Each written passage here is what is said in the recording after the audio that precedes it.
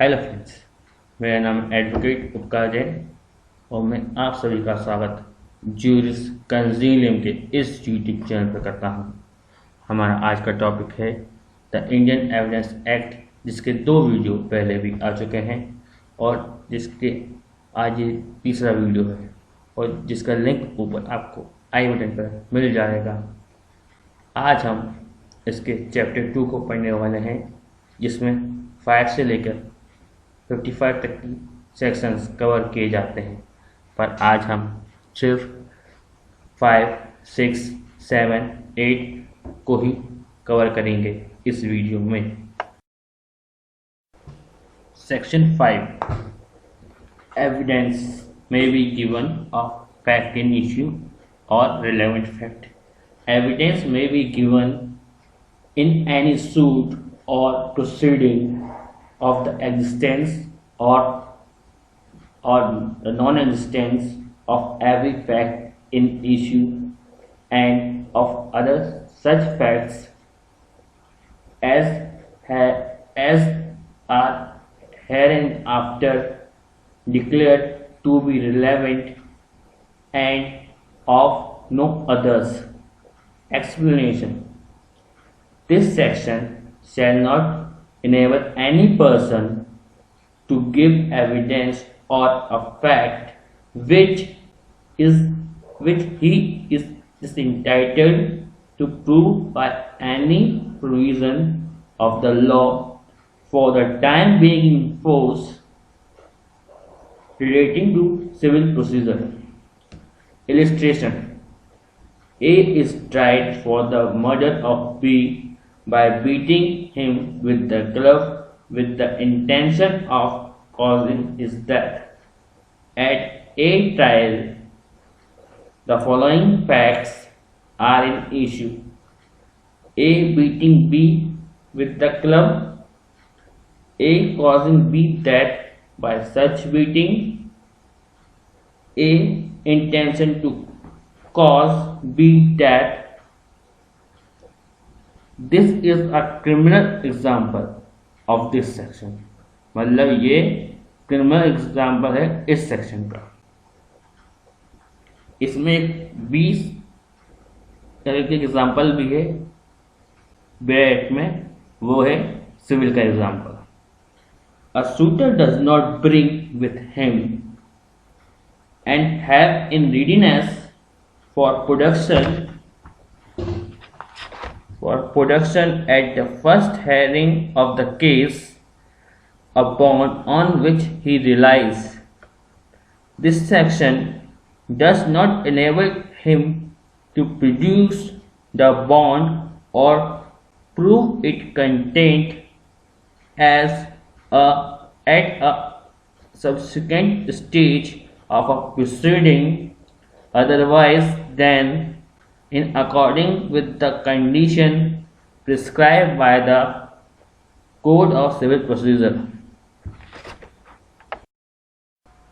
Section 5 Hindi में विवादित तथ्यों और सुसंगत तथ्यों का साक्ष्य दिया जा सकेगा। किसी वाद या कार्यवाही में हर विवादित तथ्य के और ऐसे तथ्यों के जिन्हें एतस्मिन पश्चात सुसंगत घोषित किया गया है, अस्तित्व का या अनस्तित्व का साक्ष्य दिया जा सकेगा, किन्हीं और का नहीं। स्पष्टीकरण: यह धारा किसी व्यक्ति को ऐसे तथ्य का साक्ष्य देने के लिए योग्य नहीं बनाती जिससे सिविल प्रक्रिया से संबंधित किसी दस्तावेज विधि के किसी उपबंध द्वारा वह साबित करने से निम्नलिखित कर दिया गया है। उदाहरण: दृष्टांत हिंदी में उदाहरण का वाला जो है क्रिमिनल का है और जो खा वाला है वो है सिविल का। खा की मृत्यु के कायद करने के आशय से उसे लाठी मारकर उसकी हत्या कायद करने के लिए का विचारण किया जाता है। का के विचारण में निम्नलिखित तत्व विवादक हैं। का खा को लाठी से मारना, का ऐसी मार द्वारा खा की मृत्यु कारित करना, खा की मृत्यु कारित करने का अर्थ। ये तो हो गया क्रिमिनल का एग्जाम्पल, मतलब आपराधिक मामलों का ये एग्जाम्पल हो गया। इसमें एक दीवानी मामलों का एग्जाम्पल भी है जो खा में है। एक वादकर्ता अपने साथ वह बंधपत्र जिससे पर वह निर्भर करता है मामले की पहली सुनवाई पर अपने साथ नहीं लाता और पेश करने के लिए तैयार नहीं रखता। यह धारा उसे इस योग्य नहीं बनाती कि सिविल प्रक्रिया संहिता द्वारा विहित शर्तों के अनुकूल वे उस कार्रवाई के उत्तरवर्ती प्रक्रम में उस बंधपत्र को पेश कर सके या उसकी अंतर्वस्तु को साबित कर सके। मैं आपको एक बात बताना चाहता हूँ, जो सेक्शन 5 है वो पिलर ऑफ दिस सेक्शन मतलब स्तंभ धारा कहलाती है इस एक्ट की। मतलब जो सेक्शन 5 है वो स्तंभ धारा है इस अधिनियम की। Section 6 relevancy of fact forming part of same transaction. Fact which though not in issue are so connected with a fact in issue as to form part of the same transaction are relevant, whether they occurred at the same time and place or at different time or place. Illustration: A is accused of the murder of B by beating him. Whatever was said or done by A or B or by bystander at the beating or so shortly before or after it as to form part to the transaction is a relevant fact. Hindi में इसका अनुवाद करें हम तो इसका मतलब ये निकलता है कि एक ही संविवाद के भाग होने वाले तथ्यों की संगति, जो तथ्य विवादक न होते हुए भी किसी विवादक तथ्य से उस प्रकार सशक्त हैं कि वे एक ही संविवाद का भाग हैं, वे तथ्य संगत हैं, चाहे वे उसी समय और स्थान पर या विभिन्न समय और स्थानों पर गठित हुए हों। एग्जाम्पल या उदाहरण: खा को पीटकर उसकी हत्या करने का अभियुक्त है। का या खा या पास खड़े हुए लोगों द्वारा कुछ भी पिटाई के समय या उससे इतने अल्पकाल पूर्व या पश्चात कहा या किया गया था कि वह किसी संविवाद का भाग बन गया है, वह संगत है। Section 7 fact which are the occasion, cause or effect of fact in issue. Fact which are the occasion, cause or effect, immediate or otherwise relevant fact or fact in issue, or which constitute the state of things under which they happen, or which afforded an opportunity for the occurrence or transaction are relevant. Illustration: the question is whether A robbed B the fact that shortly before the robbery B went to a fair with money in his possession and that he showed it or mentioned that the fact he had it to the third person are relevant. B. The question is whether A murdered B. Mark on the ground produced by the struggle at or near the place where the murder was committed are relevant fact. C. The question is whether A. Poison B. The state of B health before the symptoms ascribed to poison and habit of B known to A which afforded an opportunity for the administration of poison are relevant fact. Section 7 वे तथ्य जो विवादित तथ्यों के प्रसंग हेतुक व परिणाम हैं। वे तथ्य सुसंगत हैं जो सुसंगत तथ्यों के या विवादक तथ्यों के अवहित या अन्यथा प्रसंग हेतुक या परिणाम हैं या जो उस वस्तु स्थिति को गठित करते हैं जिसके अंतर्गत वे गठित हुए हैं या उसने उनके घटने या संव्यवहार का अवसर दिया है। उदाहरण का प्रश्न यह है कि क्या का ने खा को लूटा। ये तथ्य सुसंगत है कि लूट के थोड़ी देर पहले खा अपने कब्जे में धन लेकर मेले में गया और उसने दूसरे व्यक्तियों को उसे दिखाया या उसने इतने इस तथ्य का कि उसके पास धन है उल्लेख किया।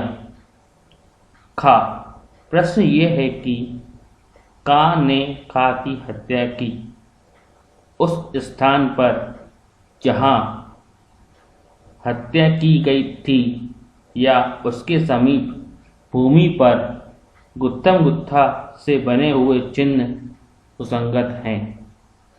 गा प्रश्न ये है कि क्या का ने खा को विष दिया।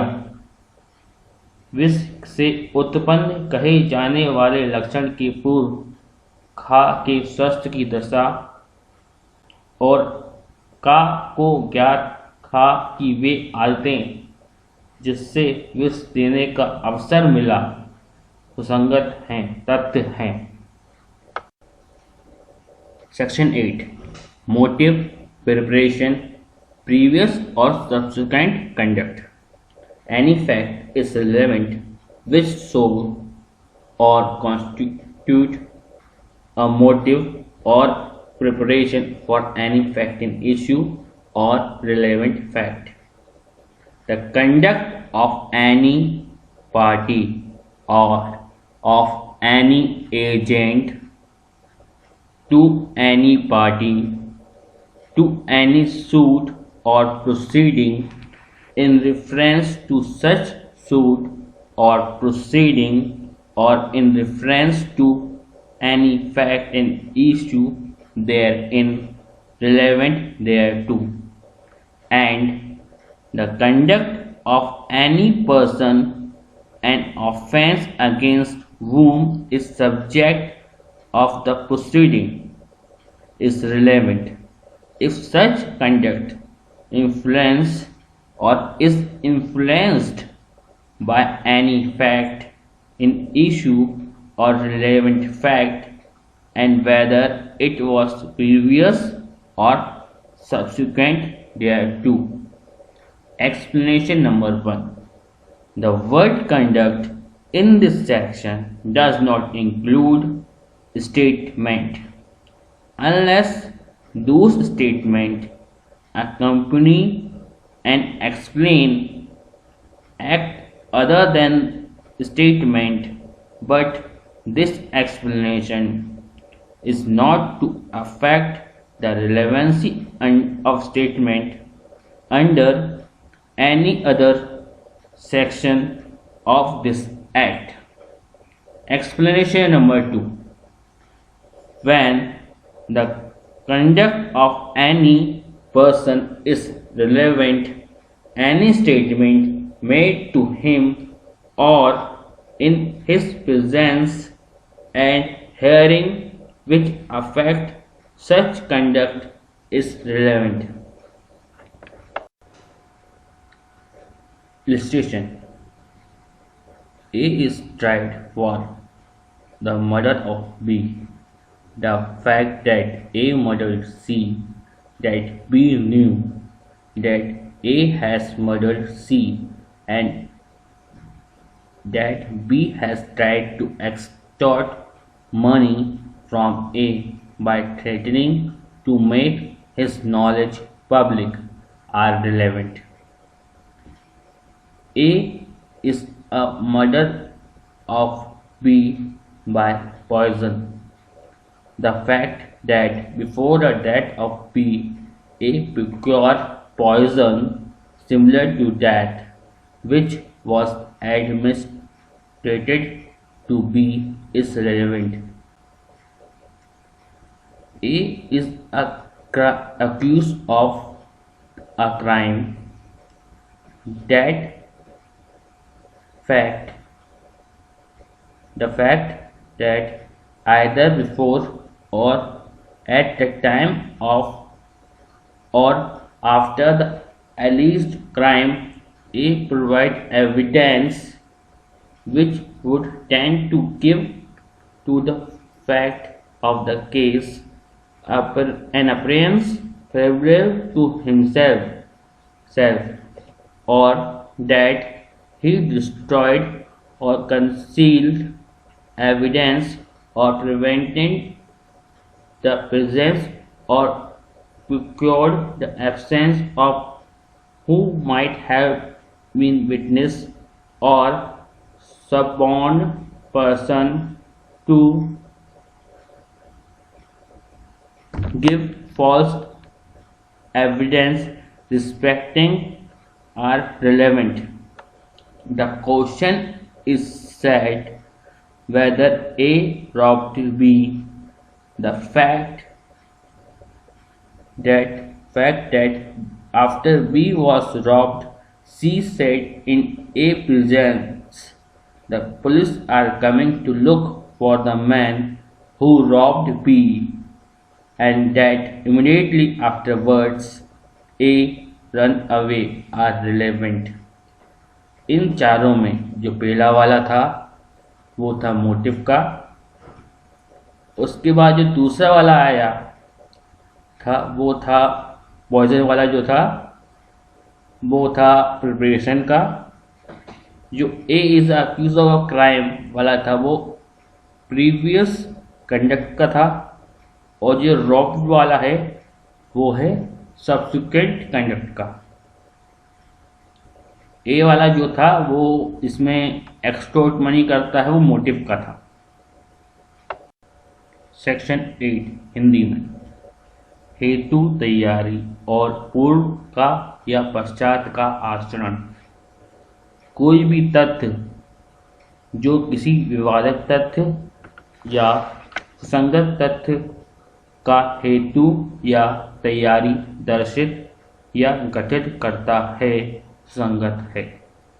किसी वाद या कार्रवाई के किसी पक्षकार या किसी पक्षकार के अभिकर्ता का ऐसे वाद या कार्रवाई के बारे में या उसमें विवादक तथ्य या उसमें संगत किसी तथ्य के बारे में आचरण, और किसी ऐसे व्यक्ति का आचरण जिसके विरुद्ध कोई अपराध किसी कार्रवाई का विषय है सुसंगत है। यदि ऐसा आचरण किसी विवादक तथ्य या सुसंगत तथ्य को प्रभावित करता है या उससे प्रभावित होता है, चाहे वह पूर्व का हो या पश्चात का। इसमें एक दो स्पष्टीकरण भी हैं, तो पहला पढ़ते हैं हम।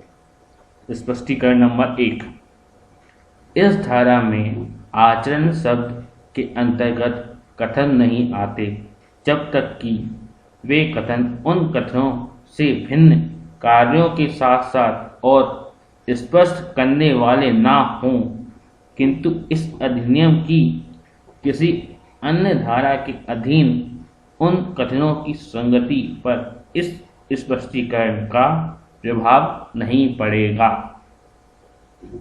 सेकंड स्पष्टीकरण, जब किसी व्यक्ति का आचरण संगत है तब उससे या उसकी उपस्थिति और श्रवण गोचरता में किए गए कोई भी कथन जो उस आचरण पर प्रभाव डालते हैं उस सुसंगत हैं। उदाहरण, पहला उदाहरण है हेतु का। खा की हत्या के लिए का विचारण किया जाता है। ये तथ्य कि का ने का की हत्या की है, खा जानता था कि का ने गा की हत्या की है, और कि का ने अपनी इस जानकारी को लोकवादित करने की धमकी देकर का से धन उद्यापित करने का प्रयास किया था, संगत है। दूसरा प्रिपरेशन का है, मतलब तैयारी का। जिस द्वारा खा की हत्या करने के लिए का विचारण किया जाता है, यह तथ्य सुसंगत है कि खा की मृत्यु के पूर्व का ने खा को दिए गए विष के जैसा विष उत्पाद किया था। उत्पाद का मतलब यहाँ खरीदना है। इसके बाद चलिए पढ़ते हैं पूर्व आचरण का किसी अपराध का अभियुक्त है।